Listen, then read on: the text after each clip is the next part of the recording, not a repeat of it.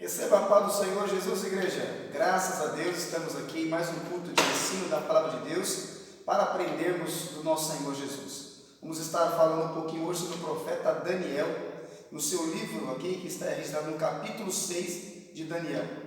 Abre comigo a sua Bíblia aí, livro de Daniel, capítulo 6 e o verso 9 e 10, que diz assim: Por esta causa, o rei Dário assinou a escritura e o edito. E Daniel, quando soube dessa escritura que estava assinada, entrou na sua casa para orar. Ora, havia no seu quarto janelas abertas da banda de Jerusalém, e por 3 vezes ao dia se punha de joelho a orar, e dava graça a Deus, como também costumava fazer. O nosso profeta Daniel, um homem de oração, estava sempre empenhado em buscar a Deus e orar. Orar é falar com Deus. E como é importante quando nós temos este compromisso em nosso coração. A Bíblia relata de 3 horários em que os judeus costumavam orar. O primeiro horário era às 9 da manhã. A Bíblia relata como a 3ª hora. Temos também na Bíblia ao meio-dia, que é chamado de a 6ª hora. E também temos às 15 horas, que é chamado a 9ª hora. Pedro, ele orou lá em Atos 10, capítulo 9. Abre comigo a sua Bíblia em Atos, livro de Atos, capítulo 10, Atos 10 e verso 9. Você vai ver que Pedro, ele orava a hora da oração sexta.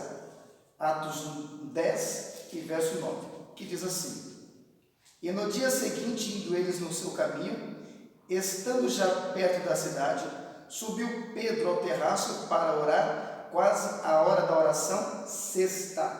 Essa hora da oração sexta é ao meio-dia. Então, os judeus, com esse costume, oram às 9, às 12 e às 15. Que costume bom, igreja! Que costume muito bom, que nós também podemos adquirir isso como um método de oração para as nossas vidas.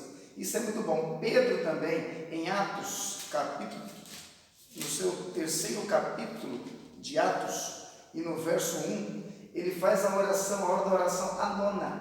A oração a 9ª é às 15 horas da tarde. Olha só que interessante. Às 9 da manhã, ao meio-dia e às 15 horas. E diz assim: E Pedro e João subiam juntos ao templo à hora da oração a 9ª. Amém? Então são os 3 tipos de horário que os judeus costumavam estar orando e buscando a Deus. Mas iremos falar um pouquinho sobre o profeta Daniel. No seu capítulo 6, nós podemos entender que o seu nome, ele significa Deus é meu juiz. Deus, ele é meu juiz. Por mais que quando ele foi levado para a Babilônia, e lá ele recebeu nomes de outros deuses, mas o significado do nome Daniel significa Deus é meu juiz. Continuamos aprendendo que ele nasceu em Jerusalém. Daniel nasceu em Jerusalém em 623. Ele pertencia à família real, família rica. Por isso que ele tinha facilidade em aprender a língua dos caldeus e tinha até facilidade em estar atuando no palácio.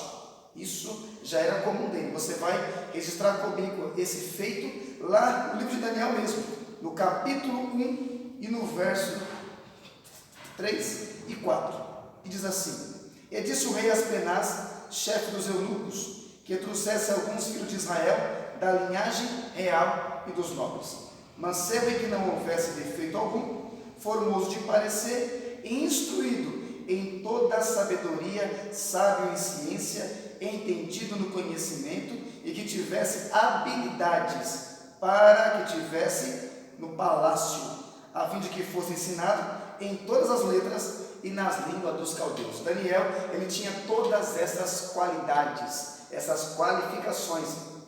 Levado à Babilônia no primeiro exílio, no ano 605 anos de Cristo, Daniel, ele foi levado. Não se contaminou com pecado. Olha que importante, igreja. Ele estava na Babilônia, mas a Babilônia não estava nele.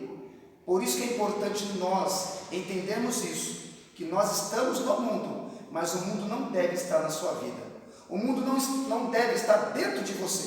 Aprendemos com Daniel também sobre esta passagem que está em Daniel, capítulo 1 e verso 8. E Daniel assentou no seu coração em não se contaminar com os manjares do rei. Olha que era um banquete, olha que era uma mesa maravilhosa. Mas Daniel falou: eu não vou me contaminar. Decida isso também na sua vida. Não se contaminar com nada deste mundo. O importante é que no final de 3 anos, ele era mais inteligente e douto do que qualquer outro. Observa aí quando o homem é temente a Deus. Quando a pessoa tem esse cuidado de servir a Deus, ele fica até mais inteligente. Daniel capítulo 1, verso 20, diz assim: e em toda a matéria de sabedoria e de inteligência, achou-se o rei nas perguntas que fez Daniel, mais douto, 10 vezes mais do que todos os astrólogos em todo o seu reino. Daniel se mostrou mais inteligente, 10 vezes mais do que qualquer outra pessoa lá. Então, observa que ele passou a ser governador e chefe dos sábios. Daniel, esse aqui, Daniel, profeta maior, ele mesmo se tornou, passou a ser governador e chefe dos sábios. Está onde? Daniel capítulo 2 e verso 48. Confere comigo na sua Bíblia aí. Daniel capítulo 2, verso 48.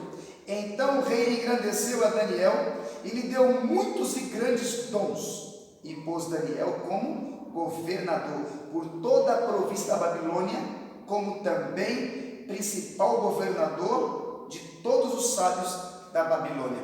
Olha como esse homem foi crescendo na Babilônia. Ele foi crescendo. Deus estava com ele. Deus era com ele. Deus, ele é fiel com a sua palavra. Então receba este ensino neste momento e saiba que Deus, ele tem tudo para prosperar na sua vida. Ele tem tudo para te levantar, para te abençoar. Então somente confia nele, espera nele, espera no Senhor Jesus. Ele esteve no governo, o profeta Daniel, por mais de 70 anos. Já pensou? Por mais de 70 anos. Lê comigo, Daniel capítulo 1 e verso 21. E Daniel esteve até o 1º ano do rei Ciro. Daniel foi um homem que cresceu muito na palavra do Senhor. Cresceu muito na Babilônia. Então, onde você estiver, Deus vai fazer você crescer, prosperar, mediante a sua palavra. Não precisa você se contaminar, se misturar, se submeter a qualquer coisa, não. Seja fiel. Seja um homem e uma mulher fiel a Deus, aonde você estiver, porque Daniel, ele foi fiel ao Senhor em todo o tempo que esteve na Babilônia. Seja fiel ao Senhor. Quando olhamos aqui na palavra do Senhor, quando ele é jogado na cova dos leões, nessa passagem que todos nós conhecemos muito bem, ele tinha aproximadamente, igreja, 90 anos de idade. 90 anos. Ele é jogado naquela cova dos leões, que foi o edito do rei, dizendo que não poderia fazer nenhuma oração. Era uma estratégia daquele povo para se pegar a Daniel. E ele estava orando, com a janela aberta para a banda de Jerusalém, e foi lançado na cova. Mas quando você é fiel a Deus, quando você é fiel à palavra do Senhor Jesus, podem te jogar na cova dos leões. E eu te falo uma coisa: se o Senhor não tirar você da cova, Ele vai entrar com você na cova dos leões e te dar vitória. Assim como Ele fez com Daniel. Em primeiro momento poderíamos pensar: por que Ele não impediu isso?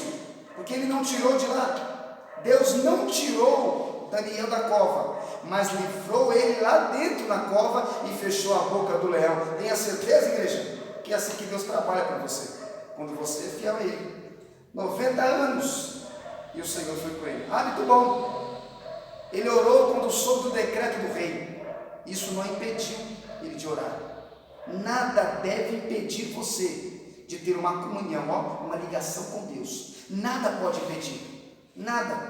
A Bíblia fala bem claro em Romanos que nada poderá nos separar do amor de Cristo. Nada pode separar você do amor de Cristo. Nem a tribulação, nem a morte, nem a angústia, nem a tristeza, nem a perseguição, nada pode separar você de Cristo. Ele orou quando soube o decreto do rei. Ele sabia que a lei era inflexível. Mesmo assim, ele continuou orando a Deus. Orar é um dever nosso, igreja. É um dever nosso. E você pode dizer, mas eu não sei orar. Como é que eu oro? Né? Eu não sei, não tenho chamada para isso. Orar é falar com Deus. Deixa eu te explicar nessa noite aqui. Abre sua Bíblia comigo em Mateus capítulo 6.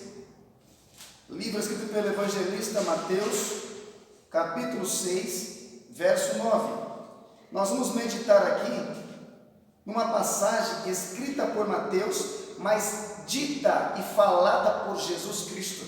Jesus está ensinando os seus discípulos a orar. Ou seja, ele está deixando para os discípulos e para nós, para a igreja, um modelo de oração. As suas orações, ela tem que ter essas qualificações. As suas orações têm que ter esse engajamento bíblico. Olha que interessante. Evangelho de Mateus, de Jesus Cristo, escrito por Mateus, no capítulo 6 e verso 9, diz assim: portanto vós, quando orais assim: Pai nosso que estais no céu, santificado seja o teu nome. Inicia a oração se identificando quem você é. Você é o quê? Você é filho. Já começa a sua oração: Pai, eu estou aqui. Pai, eu sou teu filho. Pai, eu preciso de ti. Santificado seja o teu nome. Venha a nós o teu reino. Seja feita a tua vontade. Observa que nesse primeiro versículo, o Senhor nos ensina a dizer o quê? Seja feita a vontade de Deus. Talvez a sua vontade é para Deus te curar, é para Deus te prosperar e te abençoar. Mas qual que é a vontade de Deus para a sua vida? O que deve prevalecer é a vontade soberana do nosso Deus, porque Ele sabe o que é melhor para nós. Ele sabe. Quantas vezes você pediu algo para Deus e depois você se arrependeu? Por quê? Mas quando nós deixamos fazer a vontade de Deus, o Senhor tem o melhor para nós, igreja. O Senhor tem o melhor para você, jovem, para você, criança, para você, irmão, ou minha irmã. Deus tem o melhor para você. O pão nosso de cada dia nos dá hoje. Peça para o Senhor o necessário. O necessário. Quantas pessoas vão em supermercados, fazem compra para 1, 2, 3, 4 meses? Para que isso? Compre o necessário. Pensa no próximo. Compre só o que você precisa. Quando ele fala o pão nosso de cada dia, por quê? O pão é nosso. Se você puder dividir com alguém, divida. Se puder compartilhar, compartilhe.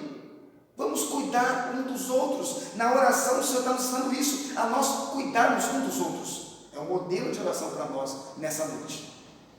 É um modelo de oração para nós.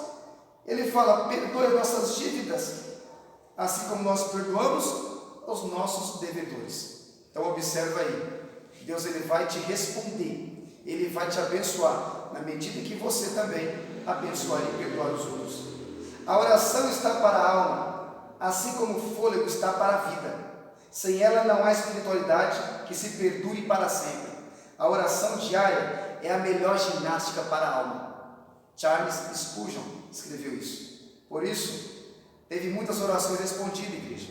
Oração de Abraão, oração de Ana, oração de Salomão, oração de Eliseu, oração da igreja, oração de Daniel. Foram homens e mulheres que clamaram a Deus. Eu quero te falar uma coisa neste momento. Continue orando, orai sem cessar. 1 Tessalonicenses capítulo 5, verso 17 fala: orai sem cessar. Não é que você vai dobrar o joelho a qualquer momento, em qualquer lugar, não. Mas é você estar ligado com Deus. É a sua mente estar ligada com Deus. É o seu coração estar cheio do Senhor Jesus. Se encha de Deus, se encha da palavra, se encha da oração. Ore de manhã, ore à tarde, ore à noite. Lá em Salmos 55, 17 fala isso. Salmo 55, 17. Eu orarei de manhã, eu orarei à tarde e orarei à noite. O salmista dizendo: faça isso também. Daniel não orava pedindo livramento, mas dava graças a Deus por tudo. Louvemos a Deus em todos os tempos. Não fique inquieto por coisa alguma, mas que a mão do Senhor, ela vem estar sobre a sua vida, sobre a sua família, sobre os seus planos, sobre os seus projetos, hoje e sempre, em nome do Senhor Jesus. Que Deus os abençoe. Fiquem com Deus. Um forte abraço e até mais.